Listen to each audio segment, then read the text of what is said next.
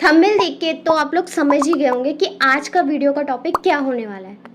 लेकिन video start करने से पहले मैं आपको एक छोटा सा क्लिप दिखाना चाहती हूँ, तो चलिए वो क्लिप देखते हैं। मुझे तो ये लगता है कि मेरे को थोड़े दिन जाके गुजरात में रहना चाहिए। क्या बिजनेस करते हैं यार, वहाँ की हवा ही चेंज कर देगी। आई थिंक सो यार, सीरियसली। क्या बिजनेस आइडियाज होते हैं, क्या क्या आइडियोलॉजीज होती है, क्या फील होती है यार, इनको सब पता होता है। एंड वो लाइन तो मैं यूज करूंगी अपने एम्प्लॉइज पे। आपका travelling budget versus learning budget क्या है?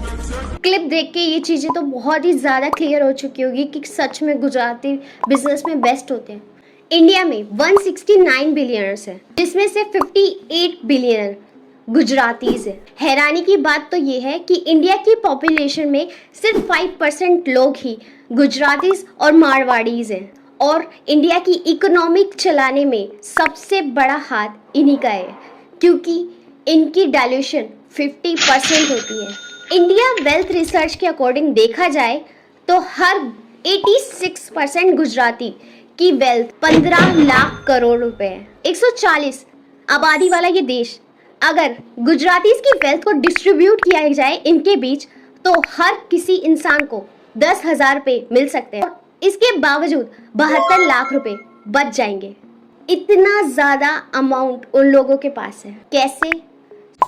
अडानी, विप्रो, रिलायंस, पार्ले, एशियन पेंट, ये सारी बड़ी कंपनीज गुजरातीज के अंडर आती है। उनका दबदबा खाली इंडिया में ना होके यूएस तक में, यूएस के 50% मोटर्स गुजरातीज चलाते हैं। गुजरातीज की सबसे फेमस कहावत है कि गुजराती नाम सयाना काम एंड चोखो दाम। ये उनका एक फॉर्मूला है जिससे वो बिजनेस करते हैं।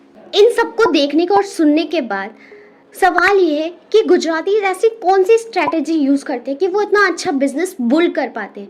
वो कैसे इन्वायरमेंट को खुद के आसपास क्रिएट कर पाते हैं कि वो बिजनेस पे फोकस्ड रह सके। Smart adapters. उससे पहले आप ये क्लिप देखिए।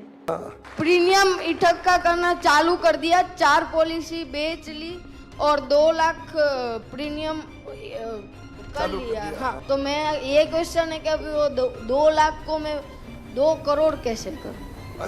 इस क्लिप में आपने देखा कि एक बच्चे का माइंड कितना स्मार्ट अडेप्ट करता है चीज़ों को। कुछ ऐसी अनटोल्ड स्टोरी है 13 साल के तारक मेहता की, जिन्होंने अपनी 13 साल की उम्र में एक ऐसी कंपनी स्टैंड करी जिसकी आज टर्नओवर 100 करोड़ और 200 लोग यहाँ पे काम करते हैं। वो कंपनी स्टार्ट कैसे हुई? एक दिन उनको किसी इमरजेंसी के कारण अपने अंकल के घर जाना पड़ा, लेकिन अगले दिन टेस्ट होने की वजह से वो बुक्स लाना भूल चुके थे। तो उन्होंने अपने पापा को कॉल किया कि पापा मेरे पास ये बुक्स डिलीवर करवा दो।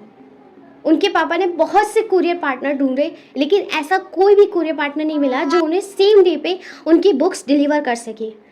तब तारक मेहता को ये आइडिया आया कि मेरे को एक ऐसी कंपनी बनानी है जो एक ही दिन में कुरियर पार्सल डिलीवर कर सके। तब उन्होंने ये आइडिया अपने पापा और अपने बैंकर अंकल के सामने प्रेजेंट किया, जिसमें उनके बैंकर अंकल ने उन्हें फाइनेंशियली सपोर्ट किया और उनकी ये कंपनी स्टार्ट करने में हेल्प की। और उन्होंने देखा कि सबसे फास्टेस्ट डिलीवरी सबसे ज़्यादा डब्बे वाले करते हैं। उन्होंने 300 डब्बे वाले हायर किए, उनके थ्रू उन्होंने अपने प्रोडक्ट्स डिलीवर करवाए। पेपर एंड पार्सल इंडिया की most popular company fastest deliver में रैंक कर रही है। सेकंड नंबर पे आता है कॉम्पिटिटिव एडवांटेज।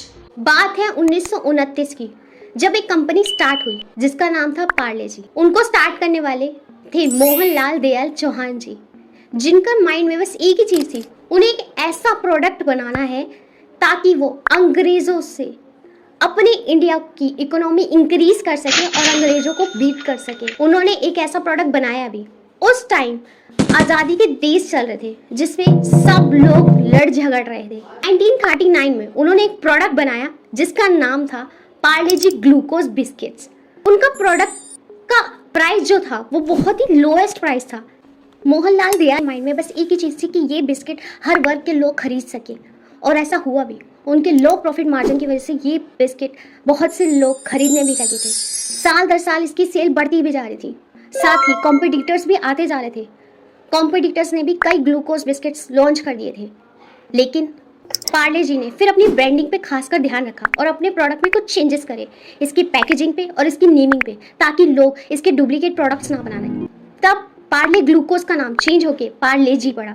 गुजरातीज की सबसे थर्ड बेस्ट क्वालिटीज ये है कि वो अपनी कम्युनिटीज को सपोर्ट करते हैं, उनको नीचा नहीं दिखाते हैं, उनको बल्कि सपोर्ट करते हैं फाइनेंशियली और मेंटली भी। इसका सबसे बड़ा एग्जांपल यूएस के मोटल्स का हिस्सा है।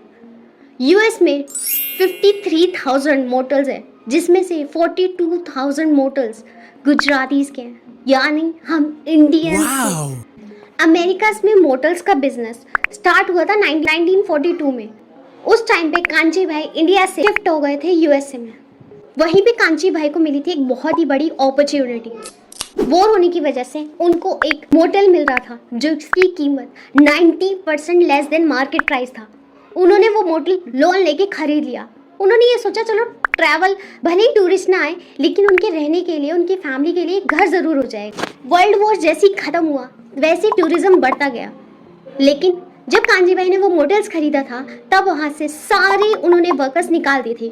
उन्होंने कहा आप यहाँ से जा सकते हो। तब वहाँ पे एज अ वर्कर कांजी भाई की फैमिली काम करती थी। बहुत ही कंजूसी के साथ उन्हें सर्व करना, उन्हें सारी सर्विसेज प्रोवाइड करती थी और उनकी बहुत ही अच्छी अर्निंग होने लगी थी।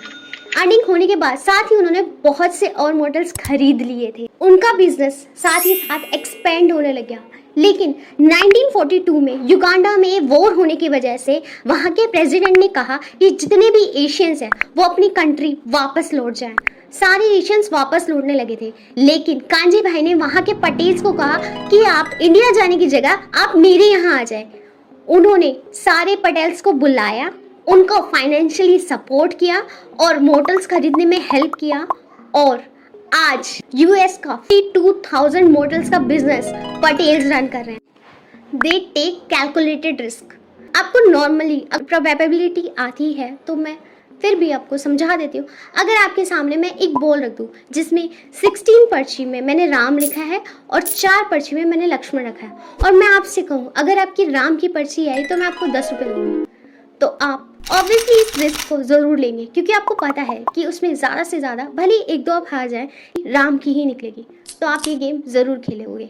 सेम कुछ ऐसी रिस्क आया लक्ष्मी मित्तल जी के सामने। उन्होंने देखा कि फ्रांस की एक कंपनी स्टील का प्लांट सेल कर रही है बहुत ही कम दाम में। क्यों? क्योंकि वो बहुत ही ज़्यादा लॉस फेस कर रही थी और उसके वर्कर्स बहुत ही ज़्यादा प्रोटेस्ट कर रहे थे। उन्होंने वो स्टील का प्लांट खरीदा। उन्होंने देखा कि ये प्लांट उन्हें 220 मिलियंस का मिल रहा है और अगर वो प्लांट को दोबारा से इन्वेस्टमेंट करवा के बनाए तो उसमें 2 मिलियंस का खर्चा आएगा। तो उन्होंने प्रोबेबिलिटी कैलकुलेट की और उन्होंने देखा कि अगर मैं इसको कुछ दिन ताला भी लगा के रखूं और इन फ्यूचर सेल करूं तभी भी मैं प्रॉफिट में ही रहूं। उन्होंने ये प्लांट खरीदी। कुछ सालों बाद उन्होंने उस प्लांट की 180 डिग्री की एंगल्स बिल्कुल ही दशा चेंज कर दी। ये समझ लीजिए उल्टी से सीधी दशा कर दी। वो प्लांट की कीमत अब तेजी से बढ़ती जा रही थी और उस बिजनेस को लॉस मेकिंग से प्रॉफिट मेकिंग बिजनेस में कन्वर्ट कर दिया था और लोग ये देख के हैरान हो गए थे। तो गुजरातीज की सबसे मोस्ट इंपॉर्टेंट थिंग्स ये होती है कि वो अपना प्रोडक्ट लॉन्च करने से अच्छा है वो दूसरे के प्रोडक्ट में इन्वेस्ट करना पसंद करते हैं। वो ऐसा काम ढूंढते हैं जो पहले से ही बना बनाया हो और उसमें इन्वेस्ट करके उसे और प्रॉफिटेबल बनाते हैं। मैंने इस वीडियो में आपको 4 पॉइंट्स बनाए जो गुजराती के मोस्ट इंपॉर्टेंट पॉइंट्स होते हैं। आई होप आपको ये वीडियो पसंद आई हो तो प्लीज़ ज़्यादा से ज़्यादा लाइक एंड सब्सक्राइब करें और शेयर करें। Thank you.